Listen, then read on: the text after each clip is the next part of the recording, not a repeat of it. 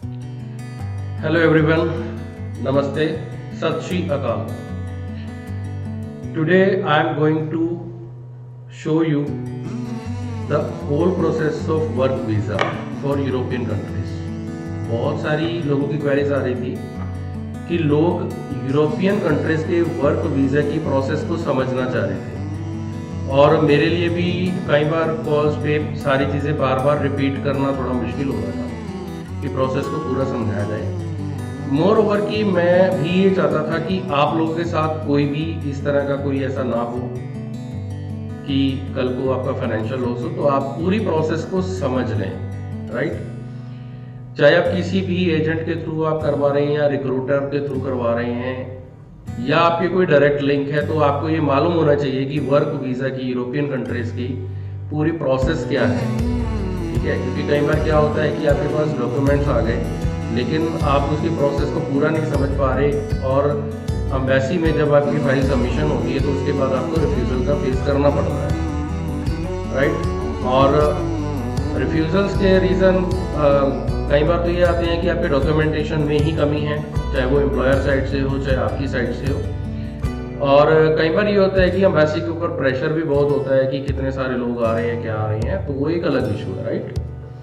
तो डिसीजन कुछ भी हो लेकिन आपको प्रोसेस पता होना चाहिए, राइट। जैसे हम कहते हैं ना कि अगर हमने IAS IPS ऑफिसर बनना है तो हमें ये मालूम होना चाहिए कि उसके लिए क्या क्या स्टडी करना पड़ेगा, अपनी हेल्थ में किस तरह से मेंटेन करके रखना पड़ेगा, अपने माइंड को शार्प कैसे करना पड़ेगा ताकि हम उसका टेस्ट क्रैक कर सकें और IPS की लाइन में जाकर खड़े हो सकें, ठीक है। तो इस वीडियो को एंड तक ज़रूर देखना। आई होप कि आपके लिए बहुत ज़्यादा बेनिफिशियल होगी, आपको काफ़ी चीज़ें समझ आएंगी इसमें से। मैं इस वीडियो में एक जनरल लेके चल रहा हूँ कि यूरोपियन कंट्रीज में पूरा प्रोसेस क्या है। हर एक कंट्री का अलग अलग इसमें पर्टिकुलर आगे अलग अलग भी है। कोशिश करूँगा टाइम निकाल के कि आगे अलग अलग कंट्रीज की भी वीडियो बनाई, ठीक है। लेकिन एक इन जनरल मैं आपको एक प्रोसेस इस वीडियो में समझा दूंगा और ये आपके बहुत काम आने वाली है। तो चलिए स्टार्ट करते हैं इस वीडियो को। तो देखिए, सबसे पहले तो ये जानना जरूरी है कि work visa and work permit ये दो वर्ड्स हैं, ठीक है। एक वर्क वीजा है, एक वर्क परमिट है।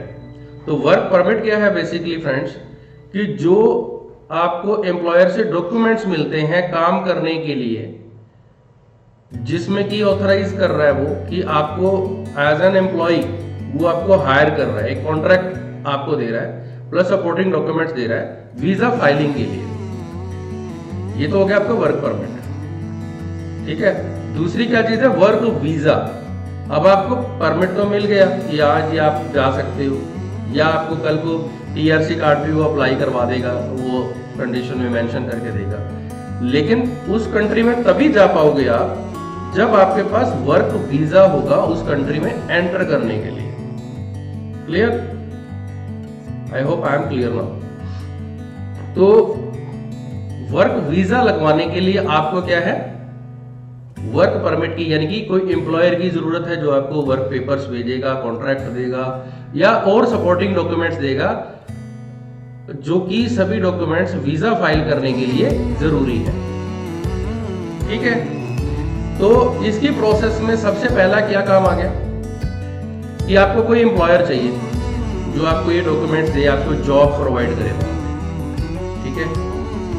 और वो एम्प्लॉयर ऑथराइज होना चाहिए कि फॉरेन रिक्रूटमेंट के लिए अपनी लोकल कंट्री की जो लोकल जो अथॉरिटीज हैं वहां से वो ऑथराइजेशन उसके पास हो कि वो फॉरेन वर्कर्स को रिक्रूट कर सकता है, ठीक है। तो ये रिक्वायरमेंट है।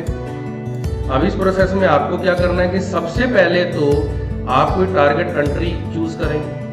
अब जैसे यूरोप की कंट्रीज है, मान लीजिए शेंगन कंट्री 28-29 कंट्रीज हैं, तो उसमें से आप चूज करेंगे।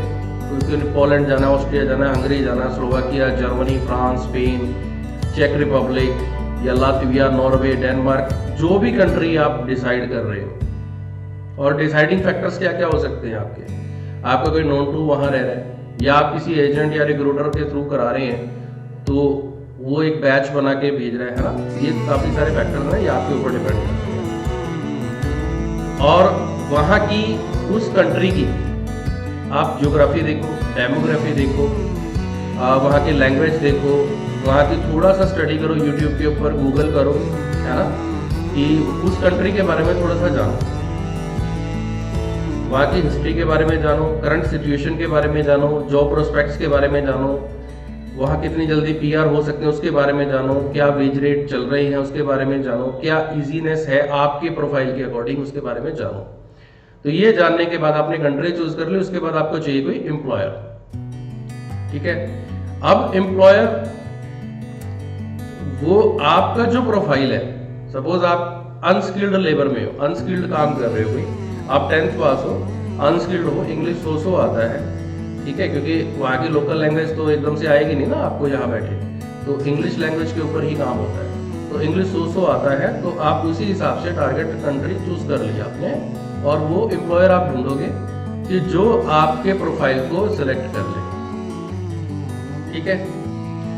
अब होता क्या है कि बहुत सारे लोग लगे रहते हैं, बहुत सारे यूट्यूबर्स भी हैं, मैं नाम नहीं लेना चाहता, कि जो कि फ्लोट करते हैं कि हाँ जी ऑनलाइन आपके बहुत सारे वेब पोर्टल्स हैं, जॉब पोर्टल्स हैं, वहाँ पर अप्लाई करो तो जॉब मिल जाएगा। तो ये आप लोगों ने देखना है कि मिलता है क्या नहीं, राइट, ये आप लोगों के लिए मैं काम छोड़ देता हूँ।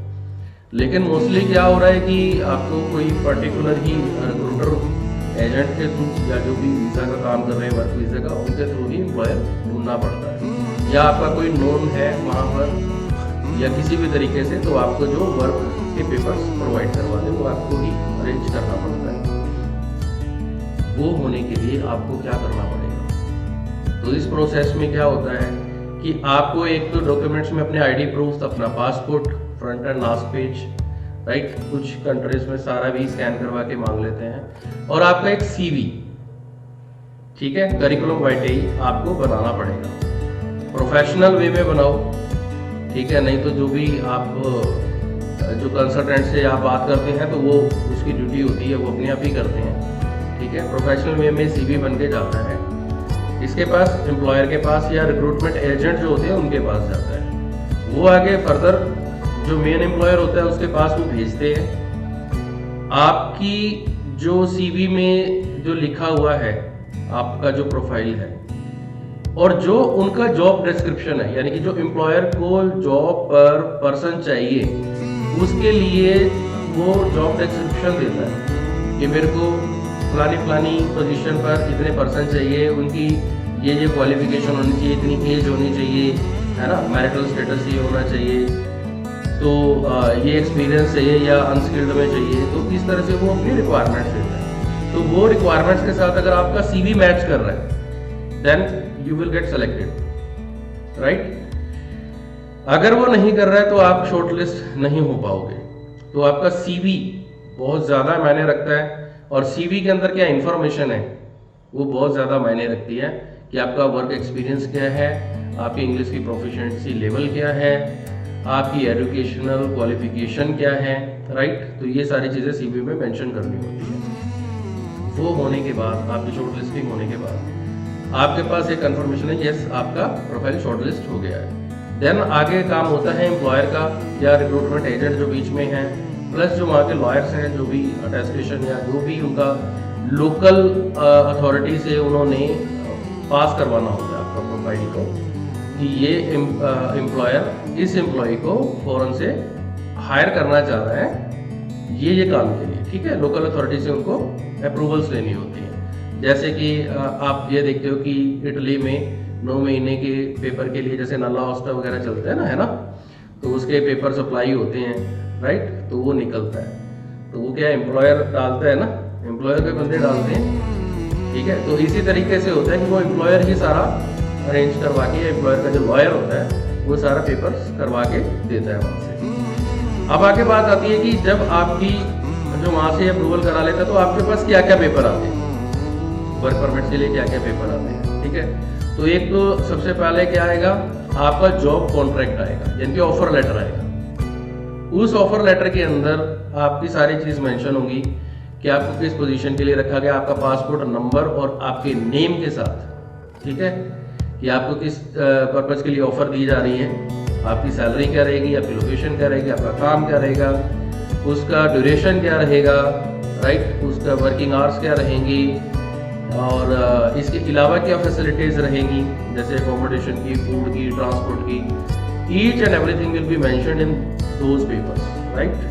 जो भी ऑफर कॉन्ट्रैक्ट आएगा उसके अंदर मेंशन होगा। इसके साथ साथ और क्या पेपर चाहिए होते हैं जो कि आपके वर्क वीज़ा फाइल करने के लिए चाहिए होते हैं। ऑफर लेटर के साथ साथ में कुछ और डॉक्यूमेंट्स देगा। एक तो लोकल अथॉरिटी से वो पास करा के देगा, ठीक है ना। जैसे एग्जांपल ले रहा हूँ लोकल पोलैंड का, तो वो लोकल अथॉरिटी से वहाँ से पास करा के देता है कि ये फलाना फलाना एम्प्लॉई प्रोस्पेक्टिव एम्प्लॉई है, मैं इसको हायर करना चाह रहा हूँ मेरे इस वर्क के लिए, तो वो लोकल अथॉरिटी से वो पास करा के देते हैं। कई जगह से कोई सिक्योरिटी वेरिफिकेशन भी होती हैं, वो भी करवा के देनी पड़ती है, राइट। या कई जगह जैसे नॉर्वे वगैरह की बात करें तो उनका UDI सिस्टम होता है, उसमें सारी चीज़ें मेंशन करी जाती है एम्प्लॉयर के द्वारा, तो वो सारी एंट्री करवा के देता है।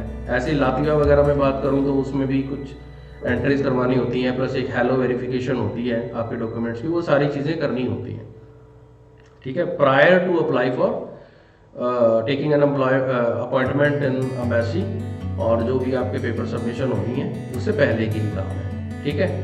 तो पेपर्स जो भी ऑफर कॉन्ट्रैक्ट के साथ आपकी ये चीज़ें होगी। उसमें अकोमोडेशन का भी आपका लेटर लगता है, ठीक है। अकोमोडेशन वो प्रोवाइड कर रहा है तो वो ऑथराइज करके देता है, अकोमोडेशन के प्रूफ पे देता है।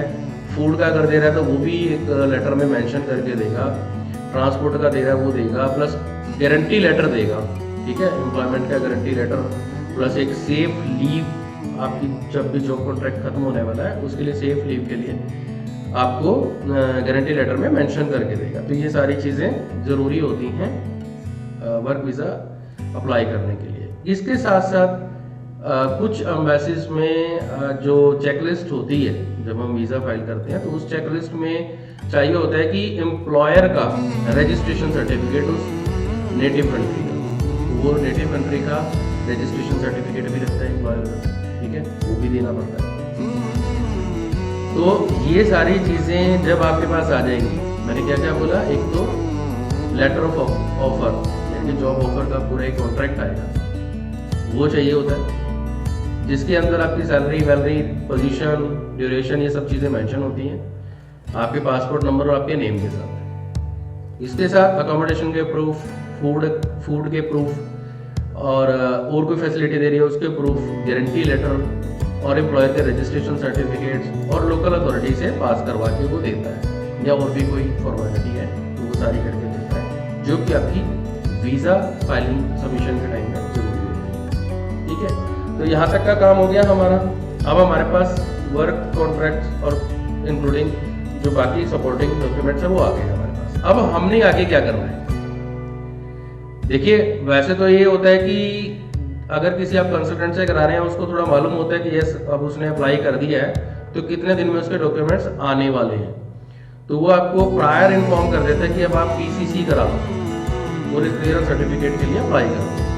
तो PCC मैं ये सजेस्ट करूँगा कि आप जो है ना एक लोकल पुलिस स्टेशन वाली ना कराते, आप जो पासपोर्ट ऑफिस वाली होती है वो अप्लाई करो, 6 मंथ्स के लिए वैलिड है, आप वो अप्लाई करो, ठीक है।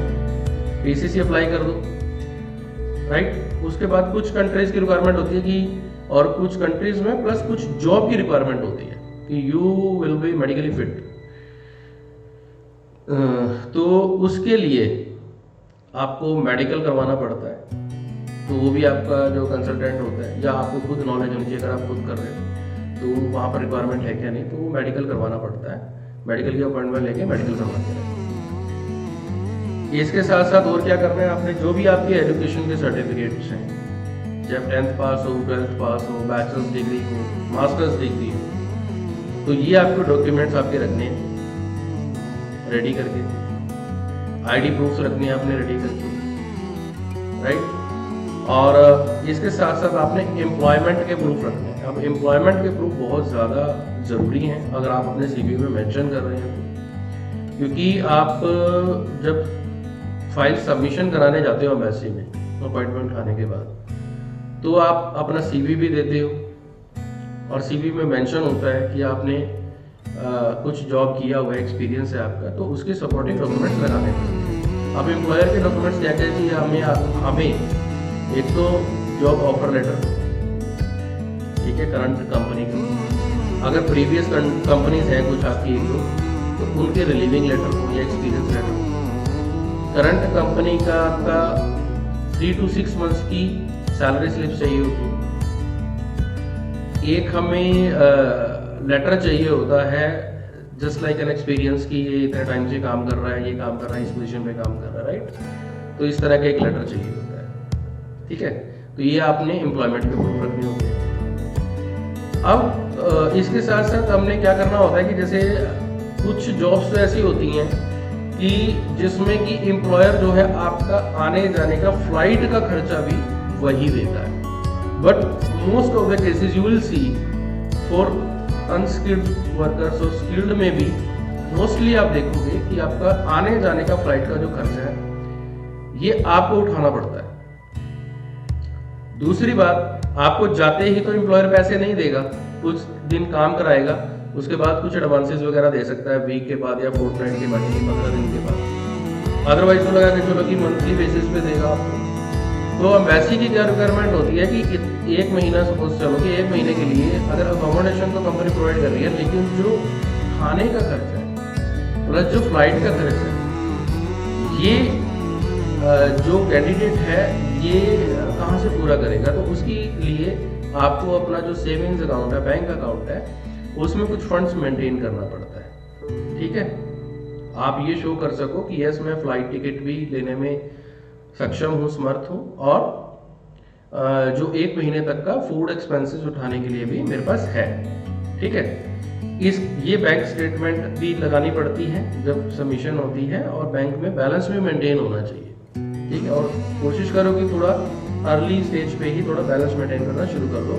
कई बार क्या होता है कि आप एकदम से बहुत ज़्यादा फंड डाल देते हैं, 3-4-5 लाख रुपये एकदम से डालते हैं, तो ये नहीं चलेगा, इसमें आपकी रिफ्यूज़ल आने के अच्छे चांसेस हैं, तो ऐसा मत कीजिए। इसके साथ साथ आपको क्या चाहिए होता है और क्या पेपर तैयार करने होते हैं कि आपको एक ट्रैवल मेडिकल इंश्योरेंस लेना होता है, ठीक है, जो आपकी ट्रैवलिंग से लेकर वहाँ रहने से लेकर आपकी वापस बैक तक तब तक का टाइम कवरेज हो उसमें, और रिक्वायरमेंट होती है कि 3 लाख USD डॉलर से ऊपर की उसमें ट्रीटमेंट हो। तो ये ऑनलाइन भी मिल जाते हैं, ऑफलाइन भी मिल जाते हैं। ये आपने देखना पड़ता है कि वो कंट्री में जिस कंपनी का आप EMI करा रहे हो वो अप्रूव है क्या नहीं, एक्सेप्टेड है क्या नहीं, वो कराना पड़ता है।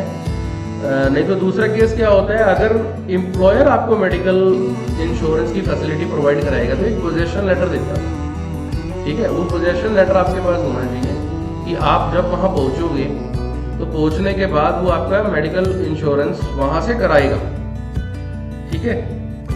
लेकिन उस केस में क्या होगा कि आपको जिस दिन आप जा रहे हो फ्लाइट में और वापस आ रहे हो उस दिन के लिए आपको TMI फिर भी कराना पड़ेगा, क्योंकि आपको आने जाने का टाइम का नहीं वो करा के दे रहा, वो वहाँ पहुँचने के बाद करा के दे रहा है। जब तक आपका वर्क कॉन्ट्रैक्ट चलेगा तब तक वो कराएगा, तो ये ध्यान रखने की चीज़ है, ठीक है। तो आपको मेडिकल इंश्योरेंस भी करा के रखना है। इसके साथ साथ पेपर सबमिशन जब करते हैं, फाइल सबमिशन, तो आपको क्या दिखाना होता है कि अकोमोडेशन का तो कंपनी ने दिखा दिया, लेकिन और क्या लगेगा, फ्लाइट टिकट। अब फ्लाइट टिकट ये आता है कि कुछ एम्बेसी में तो डमी टिकट मेंशन किया होता है चेकलिस्ट में, कुछ में किया होता है रिजर्वेशन वाली। तो जहाँ रिजर्वेशन वाली है रिजर्वेशन वाली कराओ, और उस रिजर्वेशन वाले को उसमें टाइम देखना है कि कितने टाइम ड्यूरेशन के लिए है, और अगर कंफर्म्ड टिकट लिखा है कहीं पे तो कंफर्म करना है, अदरवाइज तो रिजर्वेशन वाली चल जाती है, ठीक है। रिजर्वेशन वाली टिकट्स कराओ, राइट। वो आपको शो करनी पड़ेगी जब आपकी अपॉइंटमेंट रहेगी, जब फाइल सबमिशन होगी। तो ये कब करानी है, जब अपॉइंटमेंट उठा लो उसके बाद करा लो, जिस डेट की अपॉइंटमेंट है, और उसका हिसाब किताब लगा के कि 1 महीने में रिजल्ट आएगा, 15 दिन में आएगा, 20 दिन में आएगा, तो उस हिसाब से आप फ्लाइट टिकट भी रिजर्व करा लो, ठीक है। तो ये सारे डॉक्यूमेंट्स आपने रेडी कर लिए अपने, ठीक है। अब बात आती है कि कुछ कंट्रीज की रिक्वायरमेंट ये होती है, उनकी जो चेकलिस्ट देखते हैं कि उसमें जो आपके डॉक्यूमेंट्स होते हैं वो अटेस्टेड एंड अपोस्टाइल होने चाहिए, ministry of external affairs MEAC।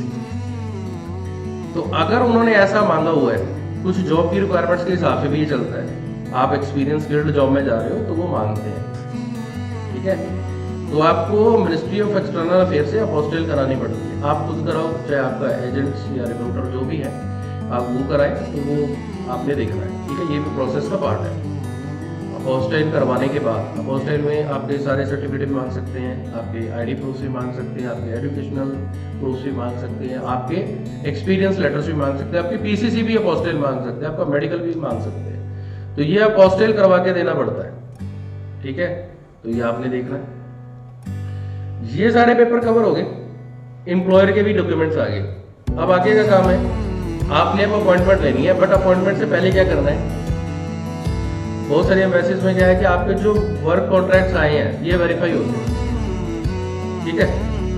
Embassy के अंदर आपकी अपॉइंटमेंट उठने से पहले आप एक प्रायर एप्लीकेशन डालते हैं, उसके अंदर आपके जो डॉक्यूमेंट्स हैं उसके नंबर्स वगैरह जाते हैं, जो भी आपका वर्क कॉन्ट्रैक्ट है या वहाँ की लोकल अथॉरिटी ने जो एक सर्टिफिकेट जनरेट करके दिया है, yes you are authorized, sorry your employer is authorized to get you on behalf of his or her company. तो वो एक ऑथराइजेशन लेटर देते हैं, वो ऑथराइजेशन लेटर के नंबर मिलते हैं, उसकी वेरिफिकेशन होने के बाद आपको ईमेल आती है, उसके बाद फिर आपको अपॉइंटमेंट मिलती है। और वो अपॉइंटमेंट भी क्या होता है, जहाँ पर तो लोड ज़्यादा है, जैसे कुछ कंट्रीज में लोड बहुत ज़्यादा है, तो वो क्या करते हैं, रैंडमली पिक करते हैं, मतलब ड्रॉ बेस्ड सिस्टम है। तो ड्रॉ बेस्ड सिस्टम में क्या होता है, थोड़ा टाइम भी लग जाता है। तो ऐसे पैनिक नहीं होना है, किसी एजेंट की गलती नहीं है। अगर आपका पेपर सॉलिड है, उसने सारे वेरीफाई करा लिया है, सारी प्रोसेस जेन्युइनली चल रही है, तो उसमें आपने परेशान नहीं होना है कि अपॉइंटमेंट क्यों नहीं मिल रही, क्योंकि अपॉइंटमेंट मिलना ना एजेंट के हाथ में ना आपके हाथ में, ये दो के हाथ में। या तो एम्प्लॉयर उधर से, कुछ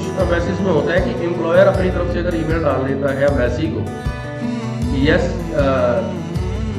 फलाना फलाना वर्कर ये नंबर से ये मेरे को अर्जेंटली चाहिए, तो इसकी अपॉइंटमेंट जल्दी से बुक कराओ, तो एक तो वहाँ एम्बेसी सुन लेती है। दूसरा क्या होता है, एम्बेसी अपनी प्रोसेस है, उस प्रोसेस के हिसाब से आपको अपॉइंटमेंट देगी, चाहे वो रैंडमली ड्रॉ बेस्ड सिस्टम है या रैंडम बेसिस पे उनकी अपॉइंटमेंट खुलती हैं, तो आपको पिक करनी पड़ती है, ठीक है।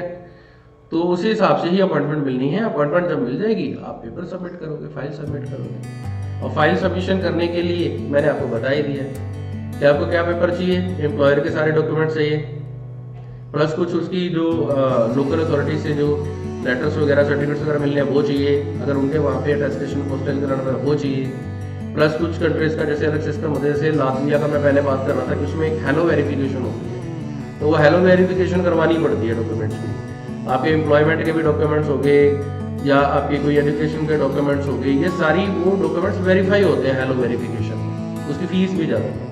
ऐसी नॉर्वे की बात करें कि यूडीआई सिस्टम होता है, उसके अंदर एम्प्लॉयर एंट्री एम्प्लॉयर ने ही आपकी सारी सिस्टम एंटर करना होता है, तो वो भी एक वेरिफिकेशन की प्रोसेस है। या कुछ अदर कंट्रीज में क्या होता है कि कोई पुलिस की मतलब लोकल सिक्योरिटी वेरिफिकेशन हैं, वो सारी होती है। तो वो सारे सर्टिफिकेट्स भी आपकी फाइल में ही जाने हैं जब पेपर या फाइल आपकी सबमिट होनी है एम्बेसी में अपॉइंटमेंट उठने के बाद, जिस दिन आपने जाना है, ठीक है। तो फ्रेंड्स, यहाँ तक पिक्चर क्लियर हो गई ऑलमोस्ट।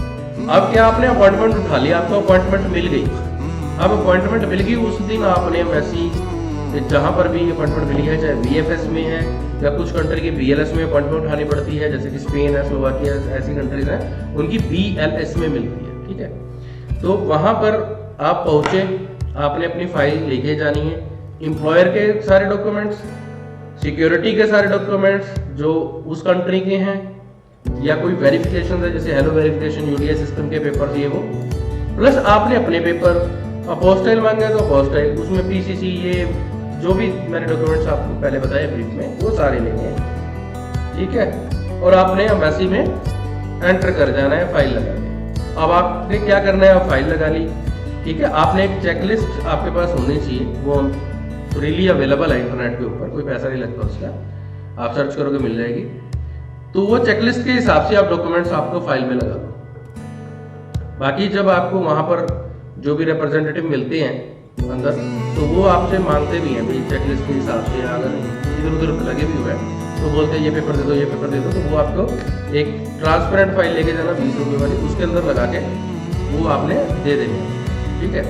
साथ में आपने फोटोग्राफ लेके जानी है अपनी, जो भी उसमें रिक्वायरमेंट दे रखी है भाई इतने बाई इतने की, 35 की, 45 की, वाइट बैकग्राउंड में 80% फेशियल एक्सप्रेशन के साथ विदाउट नॉर्मल पोस्चर हो, ये फोटोग्राफ्स लेके जानी है 3-4 अपनी, ठीक है। पेस्ट नहीं करनी है, फॉर्म के ऊपर पेस्ट नहीं करनी है, आपने लेके जानी है, ठीक है। तो अब ये फॉर्म वर्ड आया ना, तो मैंने इसलिए छोड़ा था कि आपका दिमाग और चलना चाहिए कि वो भी कुछ होता है क्या। तो फ्रेंड्स, हर एक एम्बेसी का ना एक एप्लीकेशन फॉर्म लगता है, ठीक है। वर्क वीजा के लिए, नेशनल वीजा के लिए एक एप्लीकेशन फॉर्म लगेगा, तो उस फॉर्म को भरना होता है। उसके अंदर भी आपके एम्प्लॉयर की भी डिटेल जानी है, आपकी भी डिटेल जानी है, कब जाना है, कब वापस आना है, ये सारी डिटेल्स जाएंगी, ठीक है। हर एक का फॉर्म है, उस फॉर्म में मेंशन कर देना है। ऑनलाइन भी भरा जाता है, ऑफलाइन भी भरा जाता है, बट आई वुड सजेस्ट कि अगर आप ऑफलाइन भी भर रहे हो तो कंप्यूटर से ही भरो, ताकि कोई भी ऐसी हैंड रिटन में क्या होता है, आपके जो राइटिंग होती है कई बार पे मतलब लेजिबल नहीं होती, मतलब पढ़ नहीं पाता अगला बंदा, तो वहाँ पे रिफ्यूजल के चांस हो जाते हैं। तो आप टाइप करके ही करो, ठीक है। तो उसके बाद टाइप करके सिग्नेचर वगैरह करने जहाँ पे कर दो, ठीक है। तो वो साथ लेके जाना है, ठीक है। ये ध्यान रखना है। एक फॉर्म भी लगता है वीजा एप्लीकेशन फॉर्म, ठीक है, वो भी जाना है, ये डॉक्यूमेंट्स भी जाने हैं, ये फाइल हो गई, चेकलिस्ट के हिसाब से डॉक्यूमेंट्स सारे लग गए, इंश्योरेंस जो भी कराया, ठीक है, फ्लाइट टिकट सारा कुछ लग गया। अब एक सवाल आता है भाई कि सर अगर हमें एम्प्लॉयर ने अकोमोडेशन नहीं दिया तो हम क्या करेंगे? तो बहुत बड़ी प्रॉब्लम हो जाएगी फिर।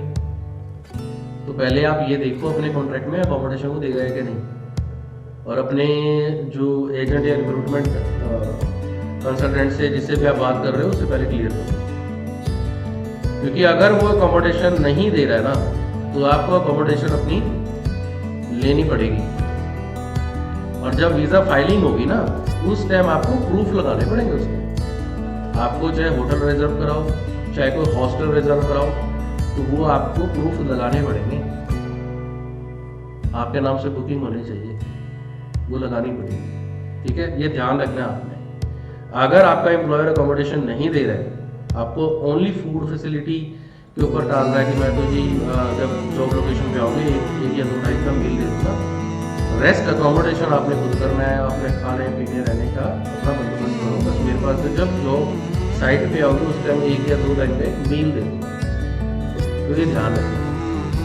उस केस में आपको अकोमोडेशन के प्रूफ लगाने पड़ेंगे, ठीक है। तो ये सारे डॉक्यूमेंट्स फ्रेंड्स, ये सारे इकट्ठे करके ओरिजिनल डॉक्यूमेंट्स या टेस्टेड डॉक्यूमेंट जहाँ पर चाहिए वो भी साथ लेके सबमिशन कर देनी है। सबमिशन करते टाइम आपका इंटरव्यू हो सकता है फ्रेंड्स, ये ध्यान रखिए। 90% चांसेस है कि इंटरव्यू टाइप के क्वेश्चंस होंगे, क्योंकि आपकी ऑथेंटिसिटी वो चेक करने का पूरा राइट है एम्बेसी के पास, ठीक है। वो पूछेंगे क्वेश्चंस, तो कौन हो, कहाँ जा रहे हो, कौन एम्प्लॉयर है, क्या वर्क कॉन्ट्रैक्ट है, आपका कोई प्रायर एक्सपीरियंस है, प्रायर एक्सपीरियंस में क्या करते थे। एंड ये क्वेश्चंस ना हिंदी की बजाय ना इंग्लिश में तैयार करते हैं। आपको इंग्लिश चाहे आप 10th पास हो ना, लेकिन आप जो जनरल चीजें लाइक उसने पूछा कि tell me the name of your employer whom you are going to, तो उस केस में आपके पास आंसर तैयार होना चाहिए। आपका एम्प्लॉयर का नेम क्या है वो आपके टिप्स पे होना चाहिए, एकदम जुबान पे आ जाना चाहिए, राइट। कि फलानी company like XYZ company is my employer and the job location is this one in this country, right, and the job contract is valid from this date to this date, and my job responsibilities or duties of the job will be this. You have to tell each and everything to them, visa officer, ठीक है। अगर आपने नहीं बताया ना उसको doubt हो जाएगा, तो आपकी फाइल साइड में कर देनी है। उसने पेपर तो ले लेने हैं, फाइल सबमिट तो कर लेगा, लेकिन आपको वीज़ा नहीं आने वाला है। तो आप ये समझ के चलना कि उसमें किसकी गलती होगी, ना तो आपके रिक्रूटमेंट एजेंट की ना एम्प्लॉयर की। ये आपकी गलती हो जाएगी क्योंकि आपने तैयारी नहीं करी, आपने इंग्लिश नहीं बोली थोड़ी। तो आपको फ्रेंड्स ये ध्यान रखो, आप चाहे अनस्किल्ड में जा रहे हो चाहे स्किल्ड में जा रहे हो, लेकिन आपको इंग्लिश बोलनी है। आप तैयारी करना शुरू कर दो। जब भी आपने वर्क परमिट के ऊपर काम करना शुरू किया ना, तो आप ये जनरल इंग्लिश बोलना शुरू कर दो, नहीं तो पैसे खराब होते हैं। उस केस में आपका जो भी कंसल्टेंट है या जो भी रिक्रूटमेंट पार्टनर के थ्रू आप कर रहे हो, अब उसने क्या, उसने तो मेहनत करी पूरी, पेपर्स भी लिए, सारा कुछ किया, वहाँ के खर्चे भी लगाए, सब कुछ किया, चाहे आपसे लिए चाहे अपनी जेब से लगाए, जैसे भी पैसे तो नुकसान हो गया। ठीक है, तो आपने एंड मोमेंट तक जो आपकी जिम्मेवारी लास्ट में है वो बहुत ही क्रूशल है, क्योंकि जो डॉक्यूमेंट्स है ना आपके पास, वो डॉक्यूमेंट्स एम्बेसी में जब जाएंगे और एम्बेसी वाले ने क्वेश्चन कर दिया और आपने नहीं जवाब दिया, तो उन डॉक्यूमेंट्स की कोई वैल्यू नहीं रहेगी। ठीक है, तो आपने ये ध्यान रखना है। ये बहुत ही मुश्किल काम होते हैं, इतने इजी काम नहीं है कि पेपर आ जाएंगे जी, ये वीज़ा लग जाएगा जी और बंदे चले जाएंगे। नहीं नहीं नहीं, ये आपने समझ के चलना है कि ये बहुत ही क्रूशल काम होते हैं, बहुत ध्यान देना पड़ता है हर एक स्टेप पे, बहुत मेहनत लगती है कंसल्टेंट की भी। लेकिन एंड पे आकर अगर आपकी गलती की वजह से आपका वीज़ा नहीं आता है, तो सारी पैसा का भी नुकसान, मेहनत का भी नुकसान, और नाम भी खराब और आपका मन भी खराब। ठीक है, तो ये सारी प्रोसेस को समझ लिया। इसके साथ साथ आप इंग्लिश में तैयारी करें, अपना जो प्रोफाइल है, जो सीवी है, एटलीस्ट जो सीवी है, और जिस एम्प्लॉयर के पास आप काम करने जा रहे हो, क्या ड्यूटीज़ हैं, क्या एम्प्लॉयर है, कितने टाइम से है, कोई रजिस्ट्रेशन है नहीं है, मतलब ये सारा थोड़ा सा जानो, उस कंट्री के बारे में थोड़ा सा जानो, उस सिटी के बारे में थोड़ा जानो जहाँ पर आप जा रहे हो काम करने। उसके बारे में अगर आपसे कोई पूछता भी है तो यू शुड टेल हिम और हर each and everything about that particular question. तो ये आपको आना चाहिए, तो आप तैयारी करो। ठीक है, और आई होप कि इस प्रोसेस में आप सब कुछ समझे होंगे। एक ब्रीफ वीडियो थी और मेरा मकसद था जो मेरे हिसाब से क्लियर हुआ होगा आपके माइंड में, और ये सारी चीज़ हो जाती है तो finally you will gate visa stamped on your passport. और उसके बाद आपने फ्लाई कर देना है, वहाँ जाकर एम्प्लॉयर को कोई पर्सन लेने आएगा, या अगर नहीं आ रहा है, वो कह रहा है कि ये एड्रेस पे पहुँचो, तो आप पहुँच जाओ, आप जॉब ज्वाइन करो, काम करो। अगर उन कंट्रीज में ये सिस्टम है कि आपकी वो DRC करा के देंगे 1 या 2 ईयर्स की, तो वो DRC करा देगा। अब TRC के ऊपर मैं थोड़ा सा बोलना चाहूँगा फ्रेंड्स। बहुत सारे लोगों के माइंड में होता है कि नहीं जी, एम्प्लॉयर ने तो बोला है जी 1 साल या 2 साल या 3 साल की DRC करेगा, और किस पोजीशन पे रखेगा, ये भी बड़ी मायने वाली चीज़ होती है। जैसे कुछ लोग होते हैं कहते हैं जी हमें तो जी 5-7 साल के एक्सपीरियंस है यहाँ पे, हमें तो बढ़िया जॉब दिलाओ। तो फ्रेंड्स ऐसा होता है, आप यहाँ पर काम कर रहे हो, वहाँ नहीं कर रहे। यहाँ का जो वर्किंग कल्चर, वर्क सिस्टम, सारा कुछ अलग है एज कम्पेयर टू यूरोपियन और अदर कंट्रीज, राइट। तो वहाँ पर जब भी आप एम्प्लॉयर के पास पहुँच जाते हो, वो काम करवाना शुरू करता है, आपको वो 10-15 दिन के लिए ऑब्जर्व करता है, आपका एटीट्यूड देखता है कि काम करने का अगर एटीट्यूड अच्छा है और काम करने की जो स्किल्स हैं इसके बंदे के पास, IQ लेवल ठीक है, कम्युनिकेशन स्किल्स ठीक है, उस केस में आपकी TRC वो 2-3 साल की भी करा देता है। कुछ कंट्रीज में है सिस्टम, वो करा देता है, नहीं तो 1 साल की करा देगा। फिर उसमें TRC जब कराएगा तो आपको जो एम्प्लॉयर जॉब देगा, एक्चुअल में जो देगा वो क्या देगा। आप अगर तो आप मान लें 5-7 साल का एक्सपीरियंस था यहाँ पे इंडिया में, लेकिन आप वहाँ जाकर एटीट्यूड ही अपना घटिया शो करते हो, मतलब उसको पसंद नहीं आता, उस केस में क्या करेगा, आपको अनस्किल्ड भी रखेगा, तो यार ये बंदा आगे नहीं बढ़ सकता, इसको नॉर्मल सा ही काम है। ठीक है, तो वो नॉर्मल काम में ही रखेगा आपको। लेकिन अगर आप उसको अपनी कुछ एक्टिविटी दिखाओगे, अपना एटीट्यूड पॉजिटिव दिखाओगे, तो उस केस में वो आगे अच्छी पोजीशन देगा और जल्दी से आगे आपको बढ़ाएगा, इंक्रीमेंट्स भी देगा, ओवर टाइम्स भी लगाएगा, राइट। तुम्हें अपना बच्चा बना के रखेगा, कहने का मतलब ये है। ठीक है, क्योंकि you will be an asset for his or her company. ठीक है, तो आप कोई भी गलत काम ना करो जब आप जॉब लोकेशन पे हो, उस कंट्री में, उस सिटी में कोई भी ऐसा कोई इलीगल काम ना करो। तो आप, मेरे हिसाब से आप जितना चाहो रह सकते हैं, आपको एम्प्लॉयर भी खुश होकर रखेगा, आपकी TRC भी एक्सटेंड करा देगा, आपको वर्क भी अच्छा देगा, अच्छे पैसे देगा। ठीक है, और जल्दी से जल्दी आप ईयर के ट्रैक पर भी आ जाओ, राइट। तो तो इस वीडियो में यही सब कुछ आपको इन्फॉर्मेशन देना चाहता था। आई होप कि ये वीडियो अच्छी लगी होगी, और मैं आपसे ये भी रिक्वेस्ट करूँगा कि ज़्यादा से ज़्यादा इसको शेयर करो, एटलीस्ट उन लोगों को जो लोग यूरोप का वर्क वीज़ा के ऊपर जाना चाह रहे हैं अब्रोड में, उनको कुछ नॉलेज मिले ताकि वो भटके ना इधर उधर। नॉलेज होनी चाहिए, आप कोई भी कंट्री का काम कर रहे हो या किसी से भी करवा रहे हो, नॉलेज होनी चाहिए, इसी के बेसिस पे आगे कुछ कर पाओगे। तो इसी के साथ मैं आप लोगों से अभी विदा लेता हूँ। थैंक यू, नमस्ते।